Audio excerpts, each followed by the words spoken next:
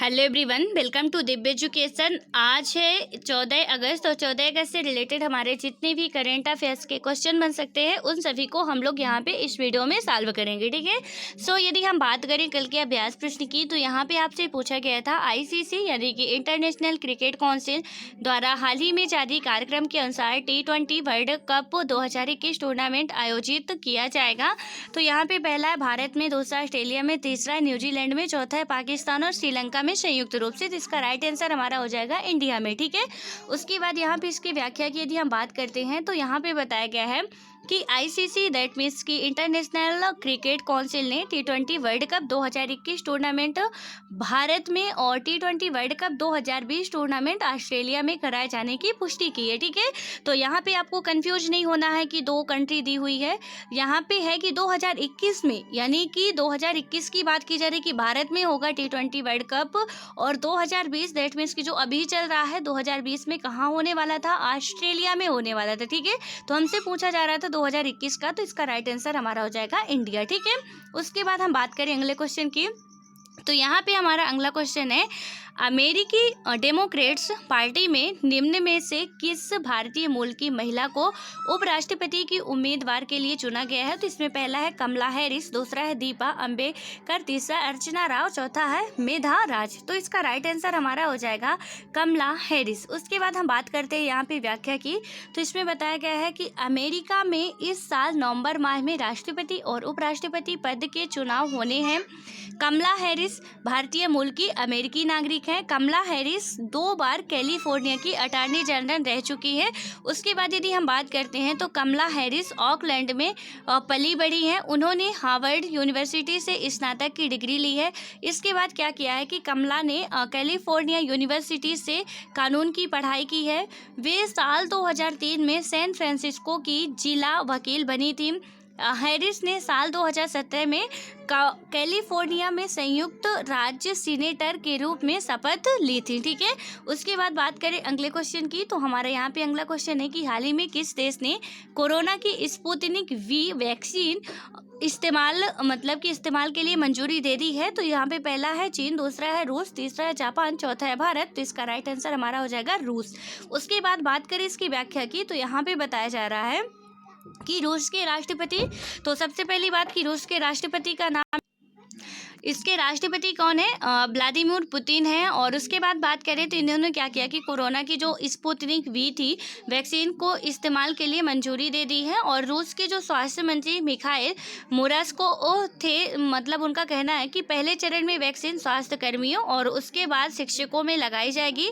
रूस की कंपनी सिस्टेमा ने उत्पादन शुरू कर दिया है। तो यहाँ पे ये कंपनी का नाम भी याद रखना है, ये कहाँ की कंपनी है, सिस्टेमा रूस की है, जो कि और जो वैक्सीन है उसके उत्पादन का काम शुरू कर दी है।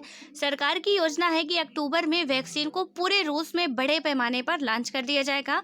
स्वास्थ्य मंत्री के मुताबिक ट्रेसिंग ऐप भी तैयार हो रहा है, जो कि क्या करेगा कि लोगों के स्वास्थ्य पर निगरानी रखेगा। ऐप से क्या होगा कि उन लोगों पर भी निगरानी रखी जाएगी जिन्हें ये वैक्सीन लग गई है। ठीक है। उसके बाद हम बात करते हैं अगले क्वेश्चन की, तो यहाँ पे हमारा अगला क्वेश्चन है किस राज्य सरकार ने महिलाओं के कल्याण के लिए YSR चेयुता स्कीम की शुरुआत करने की घोषणा की है। तो इसमें पहला हमारा उत्तर प्रदेश, दूसरा हिमाचल प्रदेश, तीसरा है आंध्र प्रदेश और चौथा है हमारा मध्य प्रदेश। तो इसका राइट आंसर हमारा हो जाएगा आंध्र प्रदेश। उसके बाद बात करें इसकी व्याख्या की, तो यहाँ पे क्या बताया जा रहा है कि आंध्र प्रदेश के मुख्यमंत्री वर्तमान समय में कौन है, जगन मोहन रेड्डी हैं। इन्होंने क्या किया है कि राज्य में महिलाओं के कल्याण के लिए एक नई स्कीम लॉन्च की है। उसके बाद बात करें तो मुख्यमंत्री रेड्डी ने YSR चेयुता स्कीम 2020 के नाम से एक नई स्कीम की शुरुआत की है। इस योजना के तहत 45 से 60 साल की उम्र की करीब 23 लाख महिलाओं को क्या किया जाएगा, लाभ दिया जाएगा। और राज्य की SC ST OBC और अल्पसंख्यक समुदाय ताल्लुक रखने वाली महिलाओं को इस योजना का फायदा मिलेगा। ठीक है। यानी कि जनरल कैटेगरी वालों के लिए नहीं है, जो भी राज्य से रिलेटेड SC हैं, ST हैं, OBC की महिलाएं हैं या अल्पसंख्यक समुदाय की जो महिलाएं हैं उनको ये लाभ मिलेगा।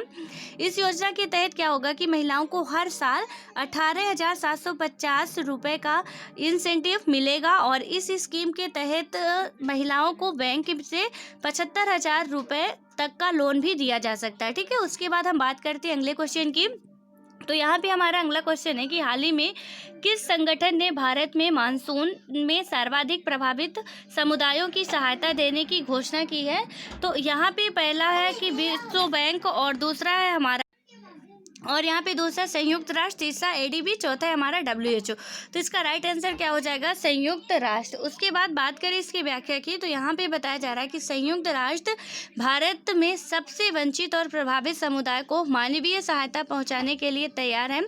संयुक्त राष्ट्र महासचिव कौन है वर्तमान समय में? एंटोनियो गुतारेस के प्रवक्ता स्टीफन दुजारिक ने क्या कहा है कि एशिया में बाढ़ की स्थिति के बारे में कहा कि बांग्लादेश में पिछले कुछ वर्षों का सबसे भयंकर एवं सबसे लंबा मानसून आया है और 1/4 देश बाढ़ से जूझ रहा है। संयुक्त राष्ट्र का एक अंतर्राष्ट्रीय संगठन है। जो संयुक्त राष्ट्र है वो क्या है? एक अंतर्राष्ट्रीय संगठन है, ठीक है। उसके बाद यह संगठन अंतर्राष्ट्रीय कानून को सुविधाजनक बनाने के सहयोग, अंतर्राष्ट्रीय सुरक्षा, आर्थिक विकास, सामाजिक प्रगति, मानव अधिकार और विश्व शांति के लिए कार्यरत है। संयुक्त राष्ट्र की स्थापना कब हुई थी? तो 24 अक्टूबर 1945 को की गई थी, यानी कि इसके हेड कौन है? उसके बाद बात करें तो इसकी स्थापना की गई थी, यानी संयुक्त राष्ट्र की स्थापना कब की गई थी और इसका मेन जो काम है वो क्या है, ये आपको याद रखना है, ठीक है। और ये कैसी संस्था है? एक अंतर्राष्ट्रीय संगठन है, ठीक है। उसके बाद हम बात करें आगे क्वेश्चन की, तो यहाँ पे हमारा अगला क्वेश्चन है, किस राज्य सरकार ने 2 अक्टूबर से अरुणोदय योजना लागू करने की घोषणा की है? तो इसमें पहला है असम, दूसरा है बिहार, तीसरा है पंजाब, चौथा है दिल्ली। इसका राइट आंसर हो जाएगा असम। उसके बाद इसकी व्याख्या की यदि हम बात करते हैं तो क्या बताया गया है? लगभग 17 लाख परिवारों को वित्तीय सहायता उपलब्ध कराने के उद्देश्य से असम सरकार राज्य में 2 अक्टूबर से अरुणोदय योजना लागू करने के लिए पूरी तरह तैयार है। इस योजना के तहत आवश्यक वस्तुएं खरीदने के लिए पात्र परिवारों को 830 रुपये प्रति महीने दिए जाएंगे। असम में ये सबसे बड़ी प्रत्यक्ष लाभ अंतरण योजना होगी। इस योजना से प्रत्येक विधानसभा क्षेत्र से 15 से 17 हजार परिवारों को लाभ पहुंचेगा। अरुणोदय योजना के लिए असम सरकार 210 करोड़ रुपए प्रति महीने वहन करेगी, ठीक है। उसके बाद हम बात करें इसके अगले क्वेश्चन की, तो यहाँ पे हमारा अगला क्वेश्चन है, हाल ही में किस राज्य सरकार ने सूखे, अत्यधिक वर्षा या बिन मौसम बरसात के कारण फसल नुकसान का सामना करने वाले किसानों हेतु एक नई योजना की शुरुआत की है? तो इसमें पहला है पंजाब, दूसरा झारखंड, तीसरा कर्नाटक, चौथा है गुजरात। इसका राइट आंसर हमारा क्या हो जाएगा? गुजरात होगा। उसके बाद इसकी व्याख्या की बात करते हैं, तो यहाँ पे हमें समझाया गया है कि इसके तहत क्या हुआ कि किसानों को उक्त स्थितियों में हुए नुकसान, ठीक है, यानी कि बारिश के कारण जो भी नुकसान हुए हैं उनकी भरपाई के लिए बिना कोई प्रीमियम दिए इनको मुआवजा मिलेगा। गुजरात के मुख्यमंत्री ने कहा कि राज्य सरकार की नई योजना इस वर्ष के लिए प्रधानमंत्री फसल बीमा योजना का स्थान लेगी, ठीक है। यहाँ पे आप लोगों के लिए क्वेश्चन है कि गुजरात के वर्तमान समय में मुख्यमंत्री कौन है, और प्लीज़ जो मैं क्वेश्चन पूछती हूँ उसे इग्नोर मत किया करिए, क्योंकि इतने टफ क्वेश्चन नहीं रहते हैं कि जो आप में से कोई भी बता ना सकें, ठीक है। इसलिए आप लोग बताने की ज़रूर कोशिश किया करिए, क्योंकि यदि आप गलत भी बताते हो तो मैं उसके अगले दिन उसका राइट आंसर बता देती हूँ, ठीक है। तो आपको सही जवाब मिल जाता है, इसलिए आप गलती करोगे तभी आप सही करना सीखोगे। तो जैसा भी बने आप लोग ज़रूर बताया करो। तो यहाँ पे क्या बताना, गुजरात के वर्तमान समय में मुख्यमंत्री कौन है, ठीक है। तो उसके बाद हम बात करते हैं जो प्रधानमंत्री क्या बताया गया किस तर्ज पे ये काम करेगी, तो जो प्रधानमंत्री फसल बीमा योजना है उसका स्थान लेगी। हालांकि यहाँ पे क्या है कि यह योजना केवल 1 वर्ष के लिए ही लागू होगी। इस योजना के तहत राज्य सरकार कुल 4500 करोड़ रुपए खर्च करेगी। इस वर्ष खरीफ, यानी कि खरीफ की फसल बोले तो आपको पता है कि फसलों 3 टाइप्स की होती है, यानी रबी फसल, खरीफ फसल और जायद की फसल होती है, ठीक है। तो खरीफ की फसल में जैसे आप धान ले लो, उड़द ले लो, ये जो होते हैं वो खरीफ की फसल होती है। तो यहाँ पे मानसून के मौसम में फसल बोने वाले किसानों को इस योजना के तहत लाभ मिलेगा, और क्षतिपूर्ति केवल तभी दी जाएगी जब फसल का नुकसान 33% से अधिक होगा, ठीक है। यानी कि उसका परीक्षण किया जाएगा कि यदि आपको 33% से अधिक नुकसान हुआ है तो वहाँ पे आपको मुआवजा दिया जाएगा। उसके बाद हम बात करते हैं अगले क्वेश्चन की। हमारा अगला क्वेश्चन है, भारतीय वायुसेना ने 12 अगस्त 2020 को लद्दाख में HAL द्वारा निर्मित कितने लाइट कॉम्बैक्ट हेलीकॉप्टरों HCL को तैनात किया है? तो यहाँ पे है 7, 2, 4 या 5। तो इसका राइट आंसर हो जाएगा हमारा 2। उसके बाद इसकी व्याख्या की बात करें तो यहाँ पे बताया जा रहा है कि हिंदुस्तान एरोनॉटिक्स लिमिटेड यानी कि HAL ने हाल ही में कहा कि वायुसेना के मिशन में सहयोग के लिए कम से कम मतलब कि कम समय के नोटिस पर उसके द्वारा निर्मित 2 हल्के लड़ाकू हेलीकॉप्टर लेह के ऊंचाई वाले स्थान पर तैनात किए गए हैं। सबसे हल्का लड़ाकू हेलीकॉप्टर LCH में 2 इंजन हैं और यह दुनिया का सबसे हल्का अटैक हेलीकॉप्टर है। ठीक है, या कोई यात्रा करने वाला नहीं, अटैक करने वाला हेलीकॉप्टर सबसे हल्का हेलीकॉप्टर है। यह HAL द्वारा विकसित किया गया था और इस प्रकार यह देश की रक्षा की आवश्यकताओं को आत्मनिर्भर भारत अभियान के तहत पूरा करता है। ठीक है, हेलीकॉप्टर और हवाई जहाज यानी कि एरोप्लेन दोनों में ही डिफरेंस होता है। हेलीकॉप्टर होता है जैसे कि आपकी जो ये कार होती है, छोटी कारें होती हैं, तो उसी तरह आप डिफरेंस समझ सकते हो। यानी कि हेलीकॉप्टर में 2 से 3 लोग ही बैठ सकते हैं, मिनिमम 4 लोग बैठ सकते हैं। ठीक है, ज़्यादा से ज़्यादा 4 लोग बैठ सकते हैं अधिकतम बात करें तो। लेकिन हवाई जहाज में कई सारे लोग 100, 150, 200 लोग तक बैठ सकते हैं। ठीक है, तो यहाँ पे ये क्या है, अटैक हेलीकॉप्टर है। उसके बाद हम बात करते हैं अगले क्वेश्चन की। हमारा अगला क्वेश्चन है, विश्व अंगदान दिवस यानी कि वर्ल्ड ऑर्गन डोनेशन डे निम्न में से किस दिन मनाया जाता है? तो पहला 10 जनवरी, 12 मार्च, 20 अप्रैल या कि 13 अगस्त। इसका राइट आंसर हमारा हो जाएगा 13 अगस्त। उसके बाद इसकी व्याख्या की बात करते हैं तो क्या होता है कि प्रतिवर्ष 13 अगस्त को विश्व अंगदान दिवस के रूप में मनाया जाता है।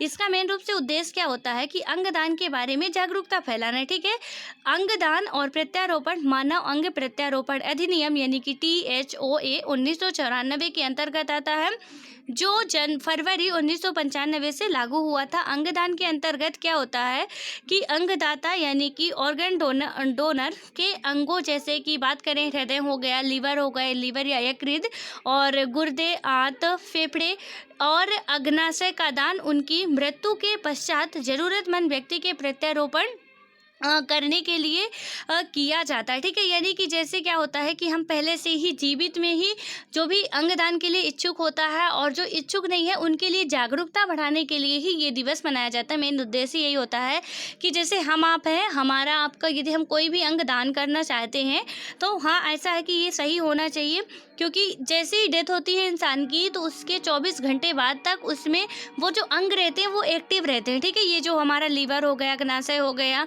या किडनी, गुर्दा, जितने भी होते हैं ये एक्टिव रहते हैं 24 घंटे तक। ठीक है, और उसके अंतर्गत यदि कोई दान देना चाहता है वो अपना रजिस्टर्ड करवा सकता है और जैसे ही आपकी डेथ होगी वो ले जाएंगे, आपका पोस्टमार्टम करके वो निकाल लेते हैं और दूसरे के जिसको ज़रूरत होती है उसको उसमें वो क्या कर देते हैं, उसका प्लांटेशन कर देते हैं यानी प्रत्यारोपण कर देते हैं। तो उसका जिसका आगे का जो व्यक्ति है जीवित है और मरने की संभावना रहती है वो जीवित बच सकता है। ठीक है, हमारे ये दान करने से, क्योंकि क्या होता है कि हम लोग थोड़ा दकियानुसी में ज़्यादा जीते हैं कि नहीं, मैं अपना कोई शरीर अंग दान नहीं करूँगा, तो यहाँ पे हमको दान करना चाहिए। क्योंकि हम यदि एक बार हमारे बॉडी से सांस निकल गई उसके बाद हमारे शरीर में कुछ भी नहीं रहता, उसको आग लगा दी जाएगी या दफना दिया जाएगा और सब कुछ जल के नष्ट हो जाएगा। और यदि उसी से किसी दूसरे की लाइफ बच रही है तो हम सबको करना चाहिए। ठीक है, और यहाँ पे इसीलिए बताया गया है और उसमें सब पूरा एग्रीमेंट हो जाता है कि उसके परिवार वाले या घर वाले सब कोई भी सब कुछ सब सहमत होते हैं कि हाँ ये करना चाहता है। ठीक है, मुझे कोई प्रॉब्लम नहीं है, क्योंकि डेथ बॉडी जब हो जाती है तो वो तो जीवित नहीं रहता और हो सकता है कि उसके परिजन बोले कि मेरे जो ये सगे संबंधी है इनका मैं कुछ नहीं देने दूंगा, तो वहाँ पे फिर प्रॉब्लम्स हो जाती है, पूरा रजिस्ट्रेशन वगैरह होता है। इसलिए क्या है कि इसके मतलब जागरूकता बढ़ाने के लिए पब्लिक में कि सभी लोग आगे बढ़ के अंगदान करें ताकि और लोगों का भी जीवन बच सके। ठीक है, उसके बाद हम बात करते हैं अगले क्वेश्चन की। तो यहाँ पे क्या है कि हाल ही में किस राज्य का नगर निगम शहरी निवासियों को वन अधिकार पत्रक प्रदान करने वाला पहला राज्य बन गया है? तो यहाँ पे पहला बिहार, दूसरा कर्नाटक, तीसरा छत्तीसगढ़, चौथा राजस्थान। तो इसका राइट आंसर हमारा हो जाएगा छत्तीसगढ़। उसके बाद बात करें इसकी व्याख्या की तो यहाँ पे बताया गया कि छत्तीसगढ़ देश का पहला राज्य बन गया है जहाँ पे क्या है कि शहरी लोगों को वन भूमि अधिकार प्रदान किया जाएगा। इसकी शुरुआत जगदलपुर से की गई है, जहां नगर निगम ने 11 आदिवासियों को वन भूमि के अधिकार पत्र दिए हैं।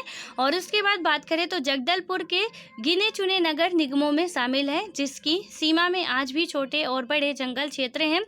मुख्यमंत्री बघेल की विशेष पहल पर वन अधिकार अधिनियम के तहत क्या हुआ कि शहरी क्षेत्र के निवासियों को भी वन अधिकार पत्रक देने की शुरुआत की गई है। ठीक है, उसके बाद हम बात करते हैं अगले क्वेश्चन की, जो कि आज का हमारा लास्ट क्वेश्चन है। हाल ही में किस मंत्रालय ने स्वच्छ भारत मिशन अकादमी की शुरुआत की है? तो यहाँ पे पहला जल शक्ति मंत्रालय, दूसरा रेल मंत्रालय, तीसरा कृषि एवं किसान मंत्रालय और चौथा हमारा शिक्षा मंत्रालय। तो इसका राइट आंसर हमारा हो जाएगा जल शक्ति मंत्रालय। ठीक है, ये जो शिक्षा मंत्रालय आपने अभी पढ़ा, ये शिक्षा मंत्रालय के पहले इस मंत्रालय का कुछ और नाम था। ठीक है, यानी कि मानव संसाधन मंत्रालय था, जिसको बदल के शिक्षा मंत्रालय किया गया है अभी नई शिक्षा नीति जो आई है उसके तहत। ठीक है, ये बात भी आपको याद रखनी होगी, क्योंकि इससे रिलेटेड अब क्वेश्चन बहुत सारे आपके आने वाले एग्जाम्स में बनेंगे। उसके बाद अब हम बात व्याख्या की, तो यहाँ पे बताया क्या जा रहा है कि केंद्रीय जल मंत्री गजेंद्र सिंह शेखावत, यानी कि जो केंद्रीय जल मंत्री हैं वो कौन है? गजेंद्र सिंह शेखावत है, द्वारा क्या किया गया है कि स्वच्छ भारत मिशन अकादमी का शुभारंभ किया गया है। और SBM अकेडमी को मौजूद सप्ताह भर के व्यवहार परिवर्तन अभियान गंदगी मुक्त भारत के दौरान लॉन्च किया गया है। और इसके बाद क्या किया गया कि स्वच्छ भारत मिशन अकादमी फ़ोन आधारित एक अकादमी है, और ये 60 मिनट का एक मॉड्यूल ऑफर करती है, जो एक IVR आधारित प्रशिक्षण पाठ्यक्रम है। ठीक है, उसके बाद हम बात करते हैं अगले क्वेश्चन की, जो कि आज का हमारा अभ्यास प्रश्न है। यहाँ पे आपसे पूछा गया है कि अंतर्राष्ट्रीय थर्मोन्यूक्लियर प्रायोगिक रिएक्टर संगठन यानी कि ITER के सत्र का आयोजन हाल ही में किया गया था। पहला भारत में, दूसरा फ्रांस में, तीसरा दक्षिण अफ्रीका में, चौथा है चीन में।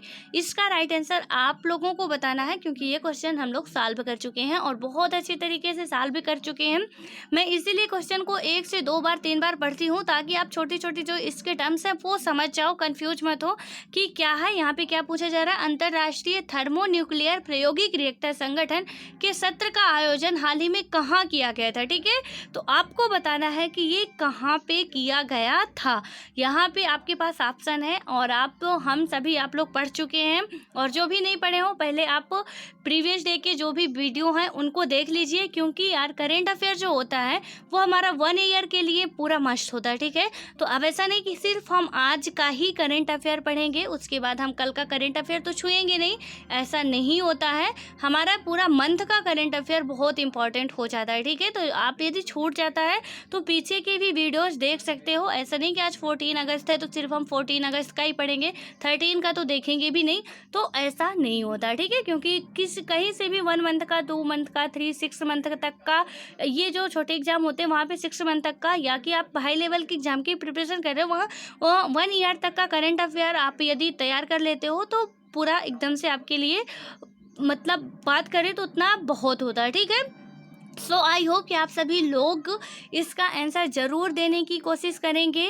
और जिससे बनता है ठीक है, जिससे नहीं बनता मैं बार बार बोलती हूँ आप लोग दो यार आंसर, हम उसका दूसरे दिन राइट आंसर हमको पता चल जाता है। ठीक है, और यदि एक बार कहीं गलती हो जाती है तो ऐसा नहीं करते हम कि उसको छोड़ दें। गलती इंसान से ही होती है, हमारा एक बार गलत हुआ, दोबारा हम कोशिश करेंगे कि हमारा सही हो। ठीक है, क्योंकि वहाँ पे हम कमियां ढूंढेंगे कि भैया हमारा गलत हुआ, सो कहाँ हुआ। तो जब हम वीडियो अच्छे से देखेंगे, क्योंकि सारे प्रीवियस डे के ही क्वेश्चन देते हैं, तो वहाँ पे फिर हमसे गलतियाँ नहीं होंगी। ठीक है, सो आप लोग भी प्लीज़ ट्राई किया करो, और ऑल द बेस्ट। इसी आशा के साथ अब बाय बाय, कि आप लोग सभी लोग आज जितने भी देख रहे हो सभी आंसर देने की ज़रूर कोशिश करोगे। ठीक है।